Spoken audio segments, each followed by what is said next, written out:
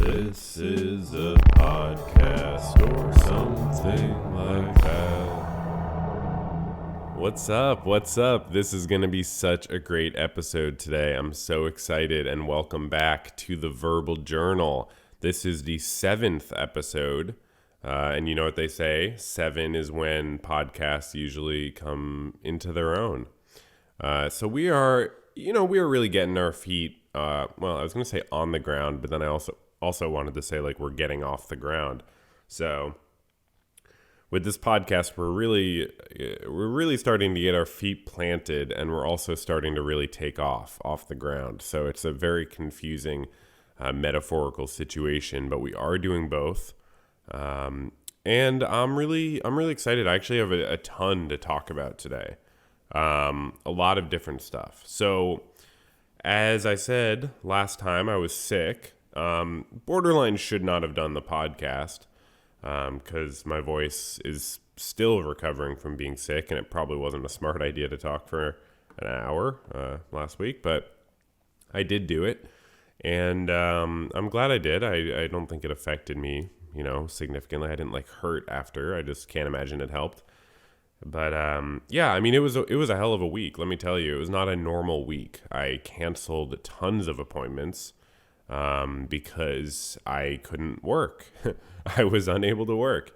I think I just had the flu. I tested for COVID twice. It was negative both times, but it's a little bit hard to know. I didn't have really any symptoms that seemed noticeably different for me than from like a flu or a cold. I don't really know what the difference between a flu and a cold is.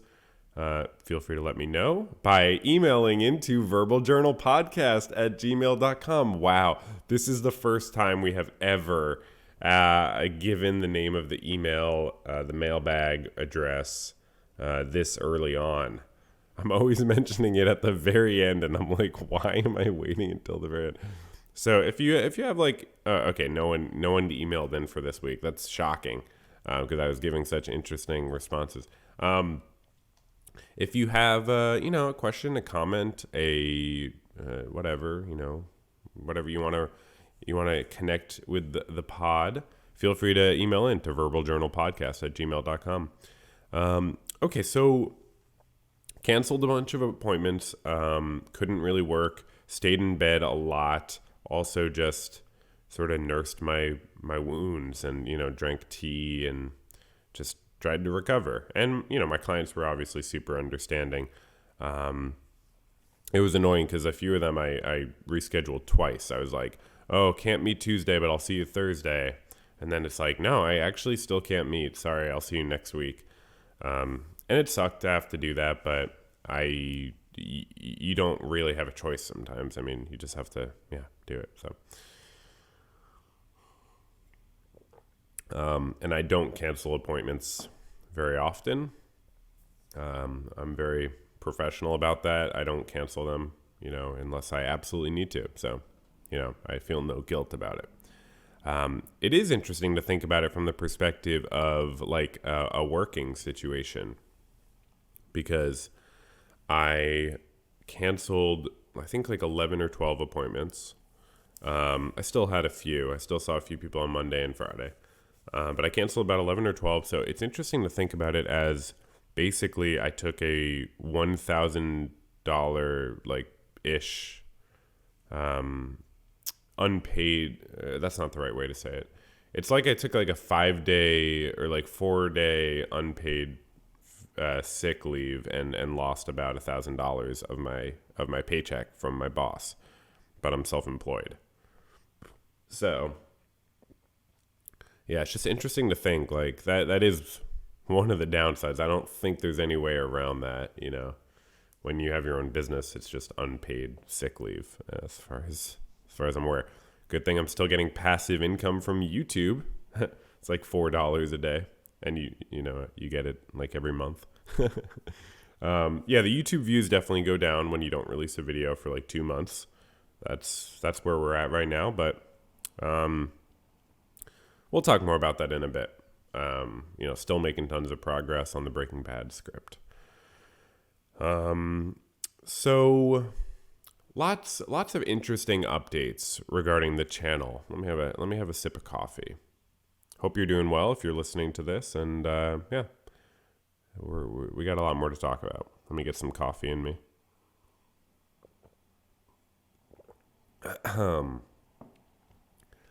So, I updated the Patreon. I talked about this briefly on a Twitch live stream last night, but oh my God, y'all. I updated the Patreon so much. It was wild. This was like Friday. I didn't expect to do it.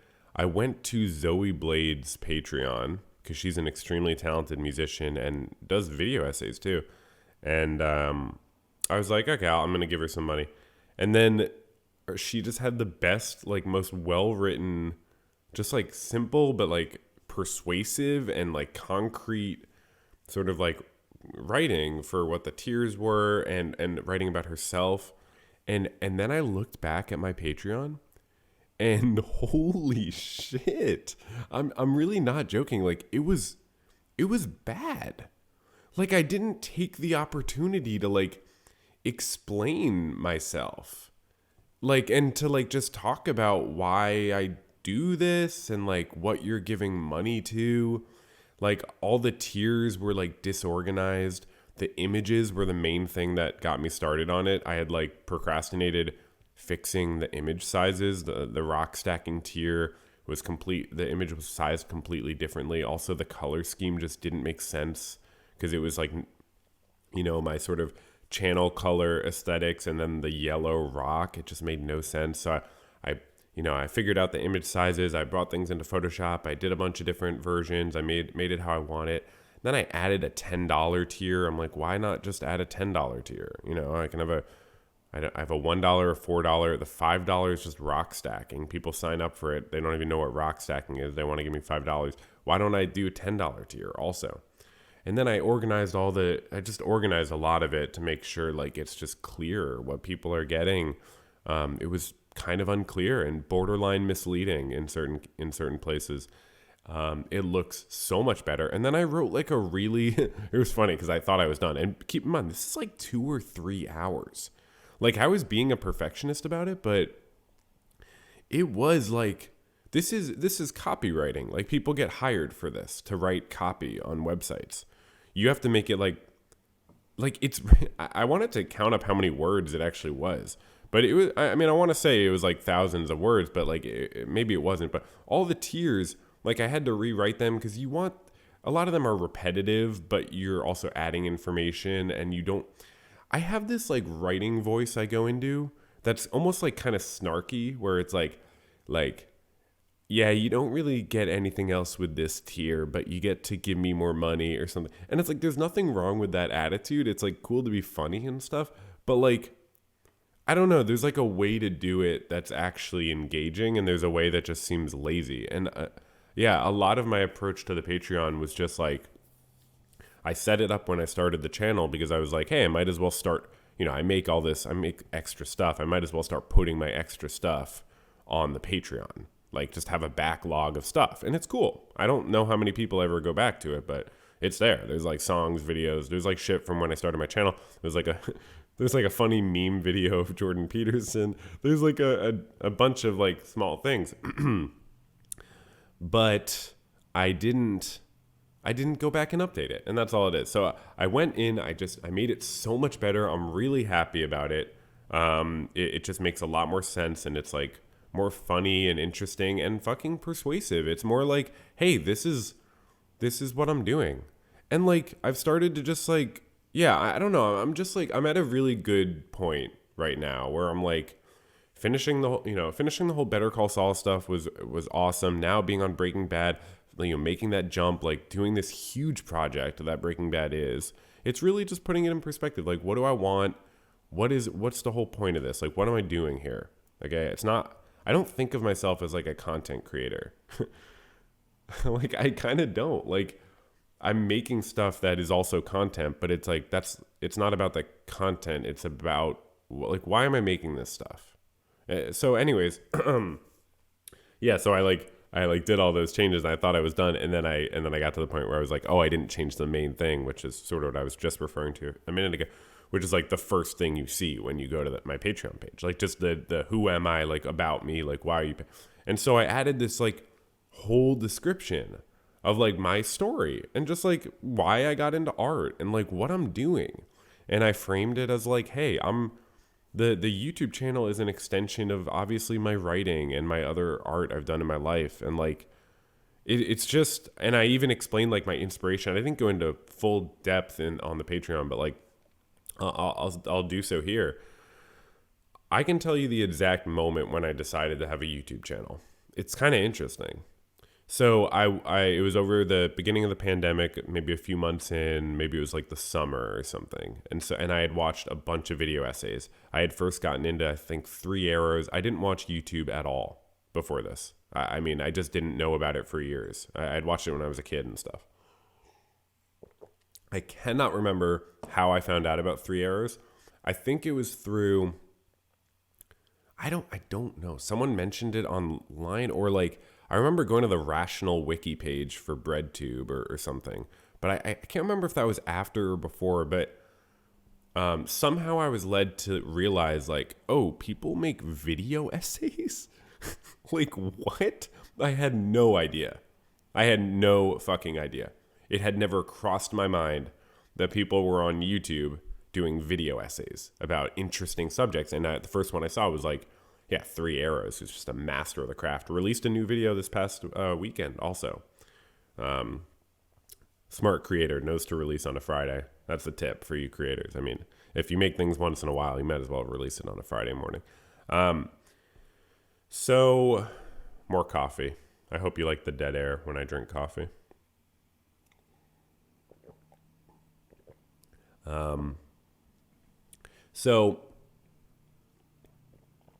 Okay, so the moment when I decided to start a YouTube channel was I was lying in bed at like 1 a.m. or something. I was like going to sleep. And I every now and then thoughts about my work will come into my mind, a client or something like that, a challenge I'm having with a client, or my goals with a client or something like that. Of course, how could it not? But it crossed my mind like, people don't really know what it's like for therapists. And like, even for therapists, like there's a lot of resources out there, but you can sort of be sheltered from the experience of other therapists in a lot of ways. And I was like, I could explain something like this to people and it could be worthwhile. I could sort of explain like, what is it like to have boundaries in my life to sometimes think about clients in my free time and sometimes not? How do thoughts of my clients and my work with my clients filter into my mind in my free time? And what is that like for me? And it was something like that. It was basically like, what is it like to be a therapist, I guess. I mean, but it was that general idea. Like what I'm experiencing right now is interesting. You know, this, because it is. I frankly, like, I think I'm able to be a good therapist because I have my mind sort of compartmentalizes things very well. So I'm not like consumed with thoughts of my clients. The thing is, as a therapist, you have to be very empathetic, but you have to be good at compartmentalizing as well. Some people are too empathetic in certain ways to be a therapist, I think. It's not too empathetic, but it's empathy without the compartmentalization, basically, or, you know, there's a million different ways we could talk about it, but you have to be able to just like naturally not get consumed with other people's problems, because otherwise you're not going to be able to help them. You'll just be, losing sleep or losing attention or whatever. But obviously thoughts of my clients come into my mind here or there, and it's healthy to think about them sometimes and, think, oh yeah, what is like the next step there? What's frustrating me in my work with this person? What do I wish I could help them more with? Or something like that. And I look forward to a long career of being able to analyze these things more. because I think I have, we all have a unique perspective. So that was sort of the impetus to starting a YouTube channel. And so I made that first video, What the Fuck is Therapy? And then I made a video about gun addiction. And that was fun because I had a bunch of that written up already, but I sort of like edited it. And then I was like, and then just from there, I just kept going and going. And each time I would finish a video and say, I have no fucking idea what my next video is. I did some other things I was passionate about. Yeah, and and here we are. So, okay. Sorry, I have my throat and shit. Hold on. Okay. Now, we are getting into a very interesting section of the podcast. Okay. So, in line with everything I'm talking about, with the channel and everything, right? Setting up the Patreon initially and not giving it all the thought it would ultimately need and so on. And hey, I'm sure I'll make big changes in the future as well, but the same can be said for the Discord. Okay, let's talk about the Discord. If you're in the Discord, you might have seen what I was saying yesterday about not being really sure what my whole idea with the Discord is and what I want from it. I was talking yesterday in the Discord. I don't want to stimulate a parasocial relationship with people. I don't want to say, hey, come into my Discord server and we'll be chatting.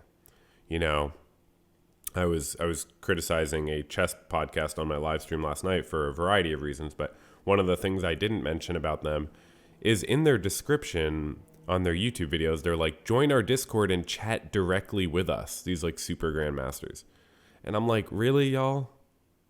Really? I mean, you I don't even know what to say. No, why are you offering that? That seems, I don't know. Is that good? Are you going to be able to do that with hundreds of people? Why should I want that is the question that comes into my mind.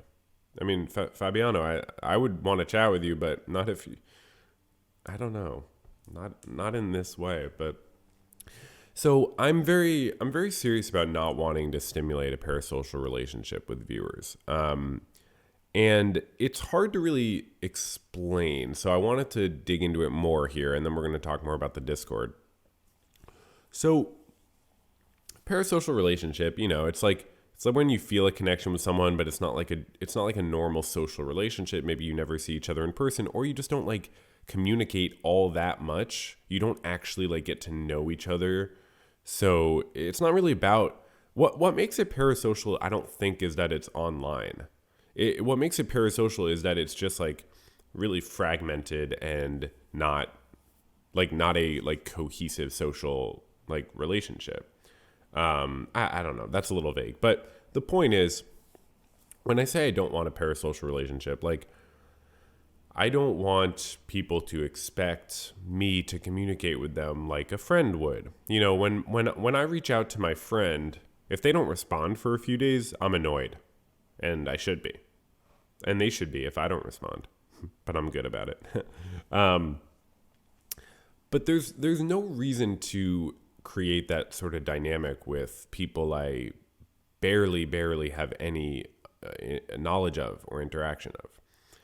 And yet, one of the coolest things about being a person who puts art online is when I realize they're just like me in a lot of ways. People in a live stream making a funny fucking comment that is exactly what I would have said if I wasn't distracted live streaming. You know what I mean? Or really, it's honestly a beautiful moment.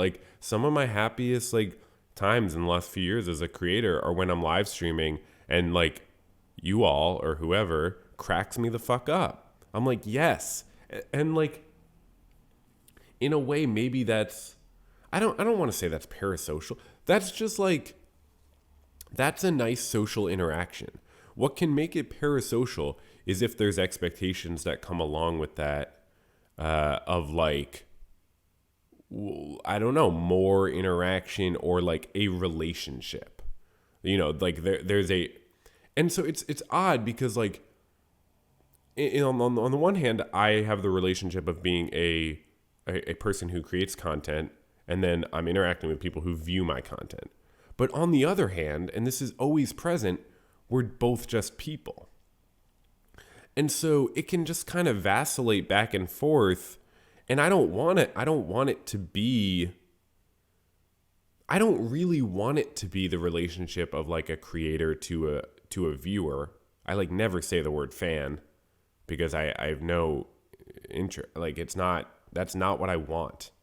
I want fans in the sense I want people who love my shit, but like that's where it stops. Like I don't need people to like the extension of what I want someone to do with being a fan of my content is to just watch more of my content. I don't want it to build any sort of expectation that we'll be having more interactions. It's not because I don't want to have interactions. It's because that's not sustainable. You can't, I can't necessarily have like meaningful interactions with a lot of people, like in addition to everything else I do in my life. And just to be clear, no one expects this of me. Like everybody, is very nice and kind, and no one puts pressure on me. But you have this interesting dynamic created when you're in contact with people so casually. So one thing I do a lot of things to try to not stimulate parasocial relationships. I don't respond to the majority of my YouTube comments. I only do it sometimes. I don't like, which is not maybe I'm really trying to work out my thoughts about this, but stay with me here. I want to know other people as other artists. Like I want to be seen as an artist in this space, and I want to interact with other people as an artist.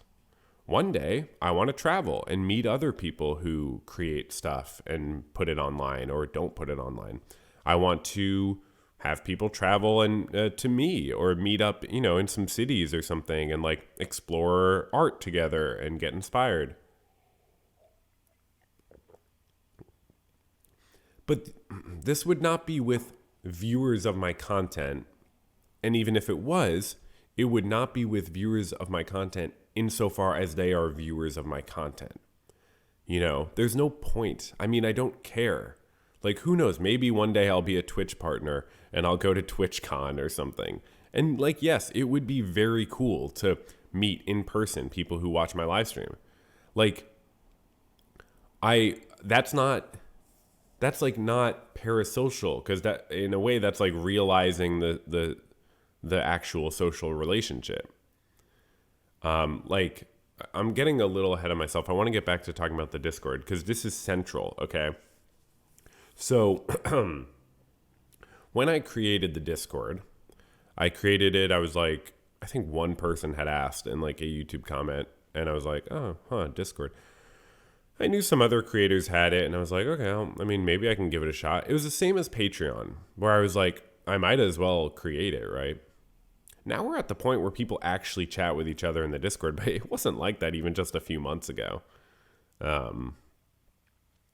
So, like, there would just be, like, almost no one in there. Okay, maybe more than a few months ago, but I just created the Discord. I was like, yeah, that's great. And I don't regret it at all, to be clear. Some people, when I was talking yesterday in the Discord, were like, don't feel bad if you don't want to have the Discord. And I appreciate that. I have nothing against having the Discord at all. I'm just trying to understand what the point of it is. Because I'm not selling it like those people I referenced earlier, come join the Discord and chat directly with me. Because that implies, I don't know, like, I don't want people to want to chat directly with me. Like, that's not the point. You don't go see a movie and think, I need to chat directly with the director. It's like, that's not the point. Like, you don't read a book and feel like, I need to chat directly with the author. Like some people might do, and then you email the fucking author and maybe they respond. You know what I mean? And yet, I'm not worried about people having access to me. It's just not the point. And so I'm trying to make sure we do things like a little bit more goal directedly. And the Discord is a great example of not doing things goal directedly. Let me explain what I mean. So I created the Discord, right? And I titled it "What's Therapy?" And you might be wondering, why did I title it that? Well, that's the name of my YouTube channel, believe it or not. And it's so funny because like I'm in a few other Discord servers. I guess some of them do name it directly just the name of the YouTube channel. Like the Leftist Cooks. They have a really good they have a great Discord server that's thriving. They're extremely good at building community. But they're just so good at it that it doesn't feel parasocial because like there's enough people, so it's like more of a community of people talking. And I think ours will get to that point too when there's more people. Part of what everything I'm talking about is just the fact of being a smaller Discord and a streamer and creator. Because like when I'm live streaming and there's like 10 people watching, it's the same thing. Like I'm tempted to respond to everything. It feels like you're expected to be in like direct contact all the time because you can be. Anyways, so the point, there's other Discord servers. I don't know why I ever thought it would be smart to just name it "What's Therapy," but it was a placeholder. Naming the Discord "What's Therapy" was an absolute placeholder. I didn't think about it as that at the time, but it's very clear to me now that it is. So yesterday, before we get to the name change, because I'm changing the name live on the podcast, we're going to change the name. But before we get to that, yesterday I changed a lot about the Discord. Okay, I changed a lot. I changed the name of the general. What are they even called? Channels? The general channel. I changed it to the Eternal Chat Room because that will be the one for just main chatting, and there will be no time sort of limit. You can chat as much as you want. A lot of the other channels, most of the other channels will be time and are now time limited, where you can only send a message every like 6 hours or 2 hours. Now it's funny to do that because it's not like people were sending that many messages. So I'm not really doing it explicitly to like limit people who who have already been sending messages. It's more about I want to create a vibe moving forward of people basically it being more of a message board type of thing rather than a chat room. And then there's like, 1 or 2 spaces for chat. I am very critical of my own use of the internet. I use the internet too much. I use my computer too much. I don't have enough, ability to pull myself away from it at this time. I hope to get, better with that. So much of the work I do is on the computer, creative work as well, and so it's like, it's a lot, but so some of this is me projecting my own wanting to limit my use of the computer, but hey, it's my Discord server. So why shouldn't I sort of project my own values and goals? I want the viewers, I want the people who join the Discord to also not use the internet. I was thinking about it this way. I want my viewers to use the internet less than me. And that's not easy to do. And having a Discord is going to attract people who use the internet and the computer a lot. And that's fine. I do too. That's what I'm saying. But I think putting most of the channels in slow mode will create an interesting vibe. I also deleted a bunch of channels. We don't need a channel for tweets. We don't need a channel for suggestions. You can make a suggestion wherever you want. Like I renamed the Stuff You Made channel to Creative Projects. I reordered some of the channels, so I put that much closer to the top. because that's the whole point. And let me be clear before we change the name of the server. I was thinking about this yesterday. I don't know why I just haven't said this outright, because it's not something to be ashamed of. But like, I want to interact with other artists and creative people online. That's my first priority with a Discord, with my Twitter, with YouTube, I'm like putting out a product. But with any of the like social stuff I'm doing online, I'm not here to just fuck around. Like, I guess what I'm trying to say is like, I believe online friends are real and valid. But personally, I'm a little bit torn. I'm not really looking for online friends. I am kind of not. If it happens, great. If I happen to strike up more of a dynamic with someone, I'm not going to push someone away. I'm not going to like, I like the idea that people can be sort of free, to, sorry, I got a message on my phone. Okay, that's good. I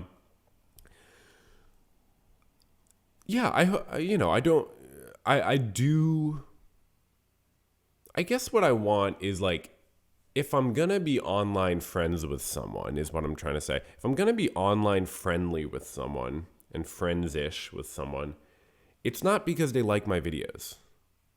That's not a reason to be friends with someone. Like, it's going to be because we have other, multiple other things and in common or something. And like, just like our temperaments are similar and like, we just vibe. It's not something I'm shooting for, but if it happens, great. But specifically in life and not just online, I'm really trying to connect with other artists. That's my dream.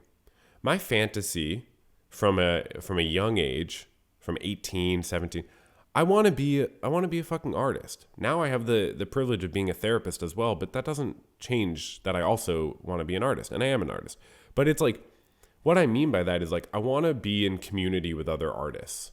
If I can't immediately have that in my IRL life, which is a work in progress, I want to also build it in my online life. And my Discord server can be part of that. It makes sense that it would be.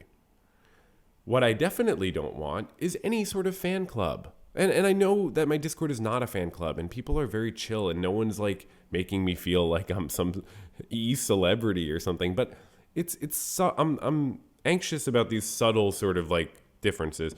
But what I'm trying to say is like, when people join my Discord, they might just do it because it's a benefit of the Patreon, or they want to see what's up, or they, use Discord and they wouldn't mind checking out my server. What I want them to see when they join the server is a community of, honestly, adults. I can't help using the word adult. Maybe I should just limit my server to 18 and over. I don't know. I don't know if that's worth doing necessarily, but like, when I say adult, at least a community of equal people who are just, communicating and relating about art that we're working on and building each other up. But yeah, I think as the channel grows, I think some of this will get resolved in interesting ways. But it's going to get resolved right now as we change the name of the Discord server. It's not going to be called What's Therapy anymore. That's the dumbest fucking name for the Discord server. Like, okay, it's just like, it's hilarious that I would call it that because that's just such a placeholder name. Okay, so we're changing the name of the server. And we're changing it right now to an online place for artists to hang out. Is that too long? Is that too long of a name? Should we change the image? No. Maybe the image should at least stay the same, right? I feel like should it? That's an interesting question. Let me know at verbaljournalpodcast@gmail.com. For now, we'll keep it the same image. Now let me try a different image. But how different should it be? How different should it be? Going through some images I've recently made. Oh, what about that?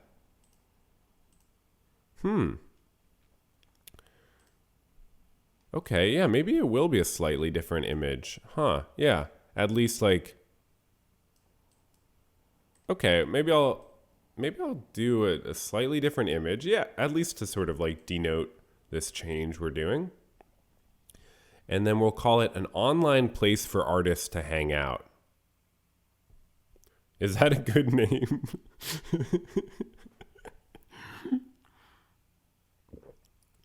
You can see I don't like ambiguity. An online place for artists to hang out. What do we think? Let me change it and see how it looks. An online place for artists to hang out. Okay, let's do it. I'm gonna post. Let's post about it. See what people say. We've officially changed the name of the server here.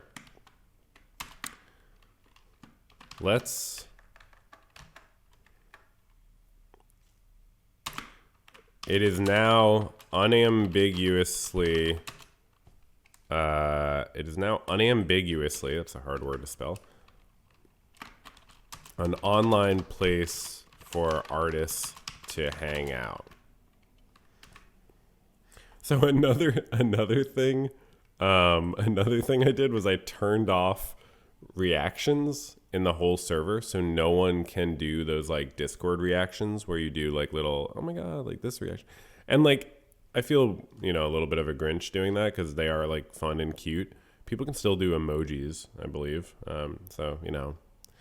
But the problem with the reactions is like you go back and like you're like, who reacted to my post? And like, oh, like did that person react? Oh, do I need to react to that person's post? Like, oh yeah, wait, who gave me that reaction? It's just like, I don't want anyone to be thinking about that. I don't want anyone to be wasting their time leaving reactions or looking at who gave which reaction to them. So we are now an online place for artists to hang out. And now you may be saying, well, what if I'm not an artist?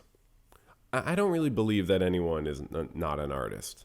And what I was trying to also get at earlier and didn't fully say is for some reason, I haven't been like totally upfront about this, but like, there's nothing to be ashamed of. Like, I specifically want people to view their association with me online as an association of like equal artists. I'm not trying to deny like any sort of like power dynamic or whatever. I get when people like watch my videos that like there's a dynamic of like they know me as this creator and stuff, but I'm not interested in reinforcing that. And what I really want to reinforce is, hey, we're all people who can create stuff. And if we're going to associate with each other online, it's not to just like chat about random shit. It might be to... So here's the thing. Online life is real. It's real stuff. It's real stuff that happens. I was thinking about this yesterday. It's not that online stuff is different from real life, so I'm treating it different. It's actually the opposite. Because online stuff is real, you need to think about that. Imagine my Discord server is a place. It is. I mean, in a sense, it's an online space. So imagine there's a place you went to every day in your life, but it was like super ambiguous and it wasn't clear on what the point was. So I'm trying to be a little bit more clear on like, here's what the point is. We can talk about books and movies. We can chat about random shit. We can talk about chess, whatever. But all in all, I want people to be coming back to the Discord saying, here's this cool project I'm working on. What do you all think? Here's what I'm struggling with in my work. Here's what I'm excited about. I don't know. We're going to see how it goes. Oh, part of it Oh, I'm going to add this to the Discord too, actually. Part of it is I want people to maybe, I'd like to make a, well, should I do this? I was going to suggest everybody invite someone to the Discord. Okay. To make a suggestion slash ask a favor if people want to do this and think it's a good idea. I'd like everyone to invite one or two cool artistic people to this server. I think a little growth would be good.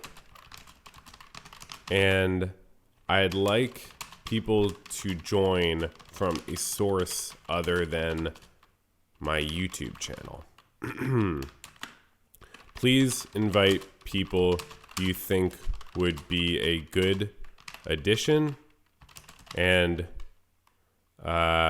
would follow the rules, etc.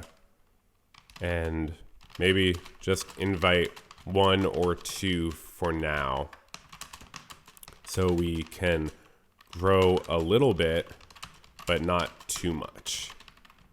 Okay. So now I'm telling everyone, 46 people, we've officially changed the name of the server. I'd like to make a suggestion, ask a favor if people want to do this and think it's a good idea. I'd like everyone to invite one or two cool artistic people to this server. So I think people have invited people before, but I'd like to encourage it. So I'm glad I didn't forget to do that. I was thinking about that yesterday. Everybody invite someone.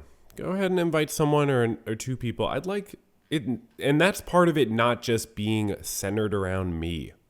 I don't mind being the only mod. Eventually maybe I'll have to get a mod or two, but like that's not really the problem. It's that I just don't want it to be all around me.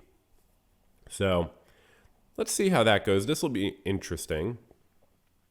And so big changes and good things to come.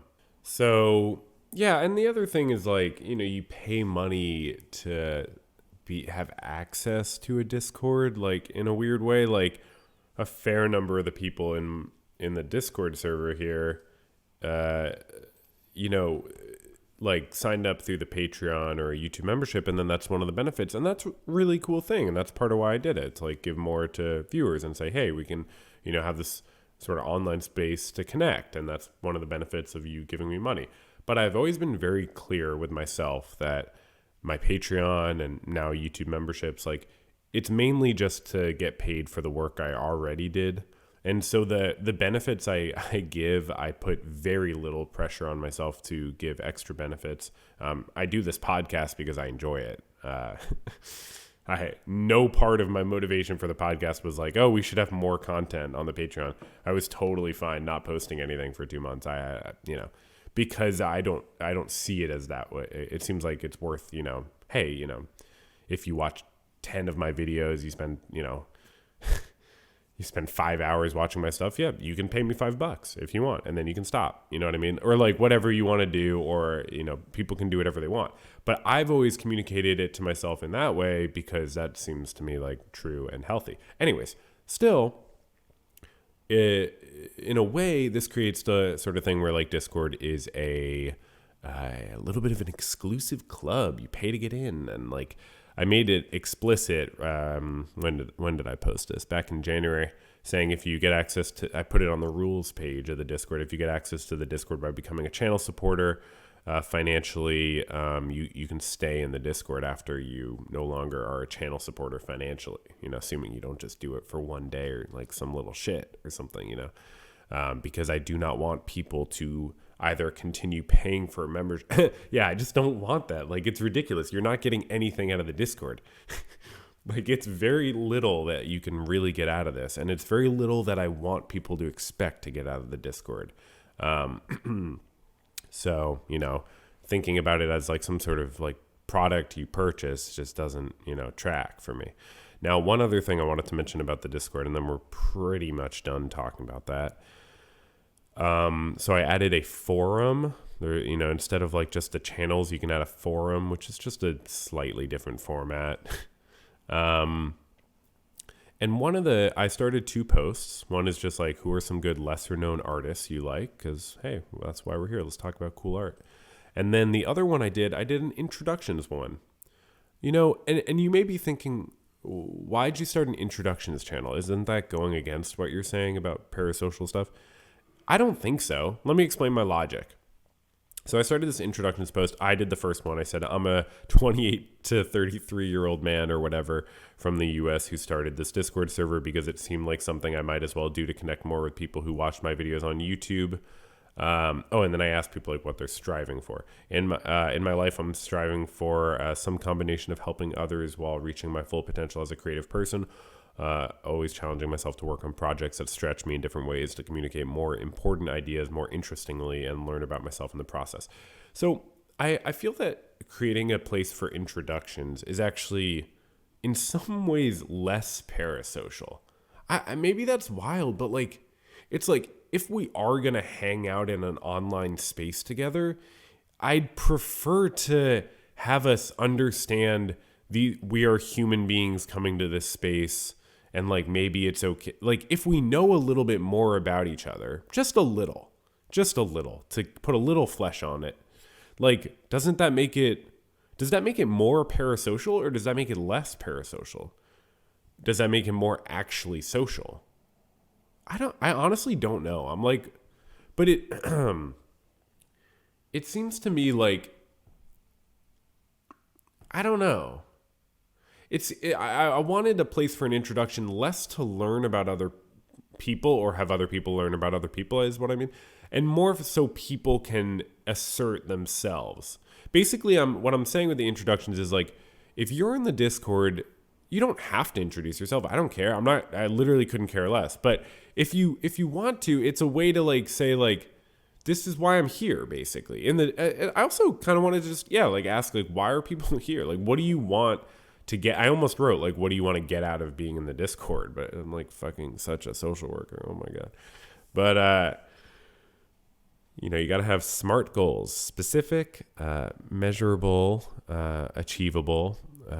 What is it? Realistic. That seems redundant. And time based. So I don't know. I'm really so this podcast. Let's talk about that. I'm loving it. It's great. It's a verbal journal. I do want to have guests on again very soon.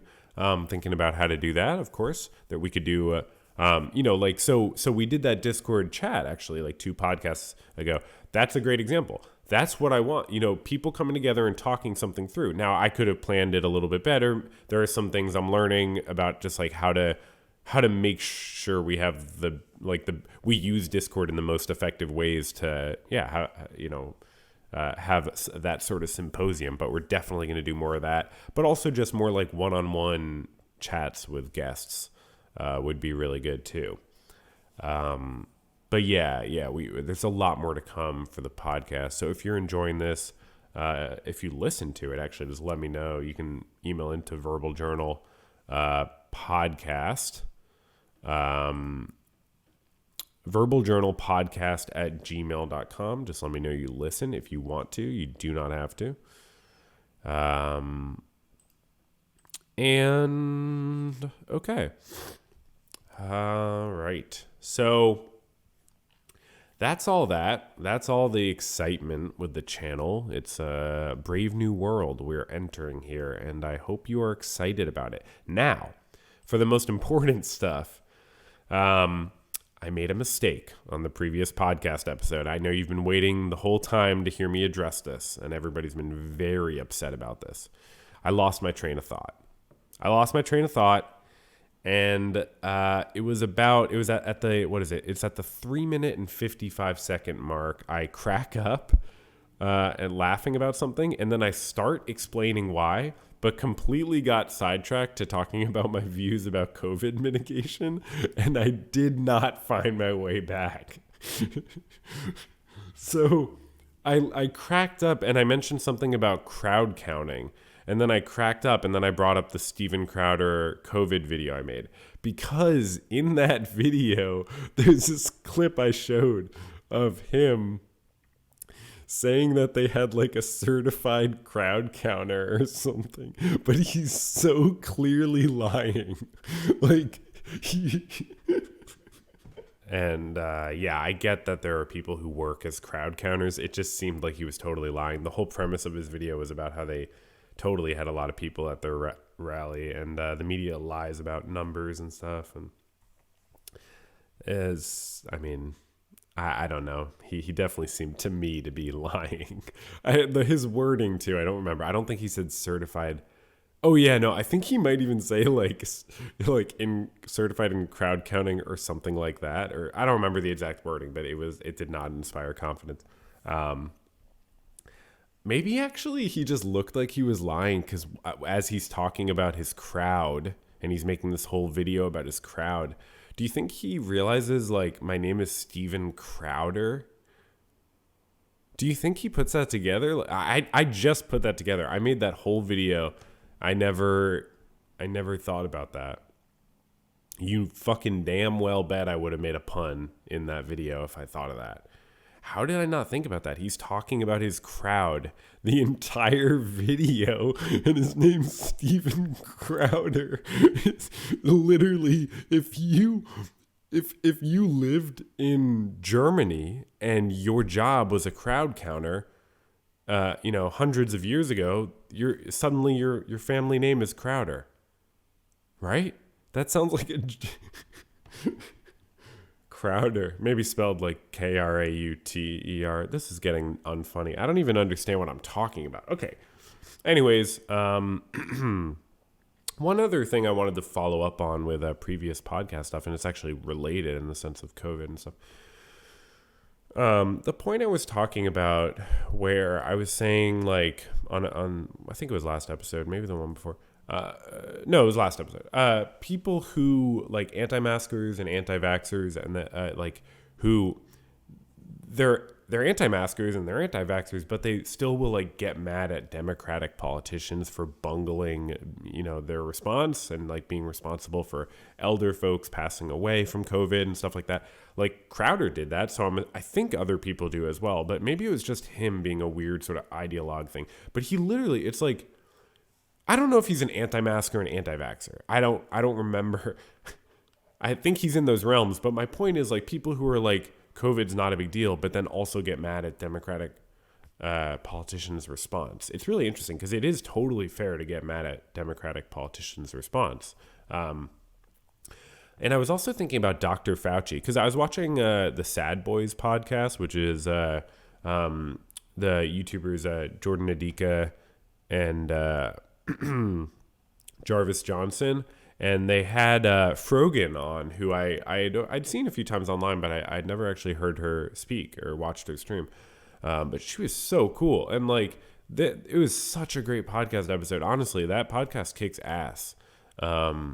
So they were, she has a professional, like extensive professional work history in like the medical field as like I don't know exactly, some sort of manager at an organization that she did direct patient facing work. She did other stuff.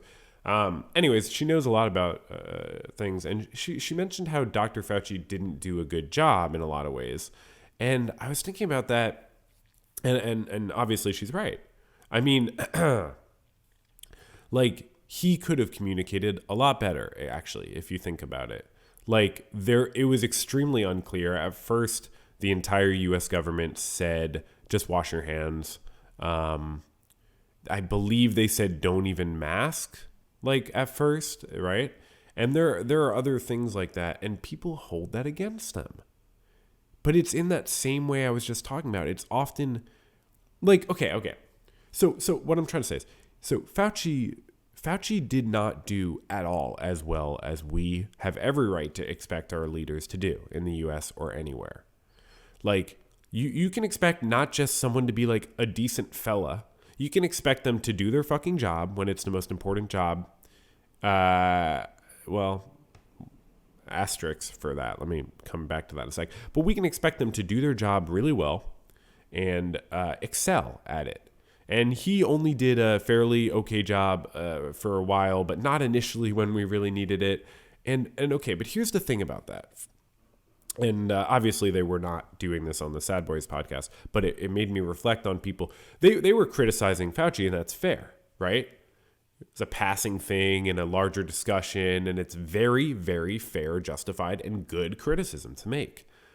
But what you see with reactionaries, okay, completely different types of people, what you see with reactionaries is they hyper-focus on something like this. And they say, like, oh, let's talk about Fauci for hours.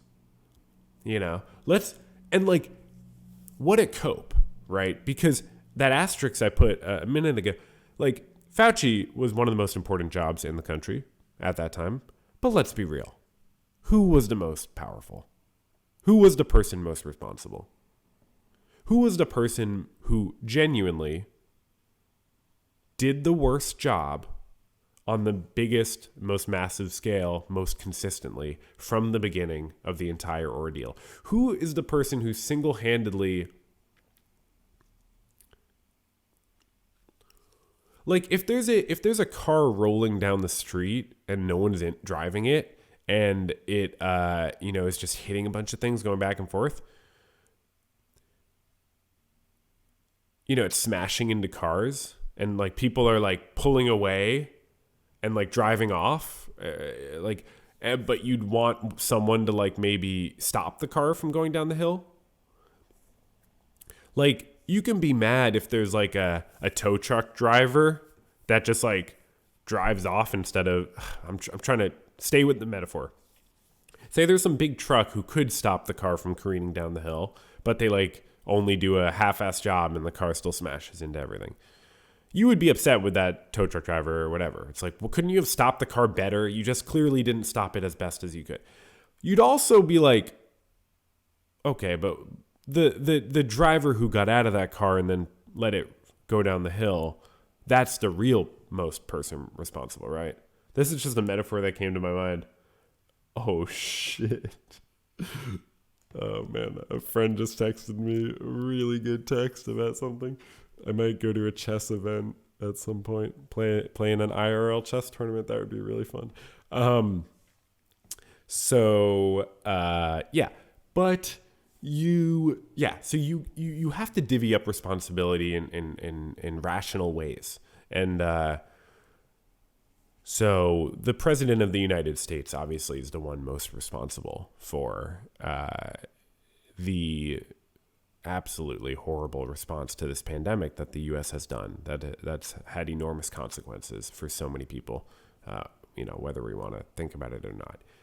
And some consequences are unavoidable, but a lot of them are avoidable. So it is interesting how reactionaries divvy up responsibility. When there's valid criticism to be made, it still ends up serving this larger sort of function for pushing down and ignoring. So very cool. This is good. This is good. A few more things to talk about, and then we'll get out of here. This is actually usually when I would start recording the podcast right now. So I got an early jump on it today. I got up, I did some chores, I did my dishes, I took out the trash and the recycling and blah, blah, blah. And then I was like, let's get down to fucking business. Let's fucking go. Verbal journal. Verbal journal. Burble. Okay, so so I had some funny, crazy dreams when I was sick. I just had some really interesting dreams. One dream with a guy I went to middle school and high school with. I have not thought of him one time since high school. He has never crossed my mind. I don't know if the name in my dream was the right name. Lance. I don't know if that was his actual name. It seems right, but I feel like it wasn't. I think it might have been Larry. No, I feel like it was Larry, and he was always he didn't look like a Larry. He was, yeah. I feel like that was always his vibe. No, that doesn't seem right either.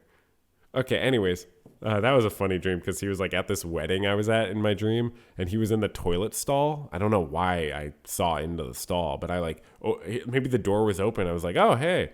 And he's like, hey. And he told me about how he was trying to have sex with every woman at the table he was seated at. That was what he said to me in my dream.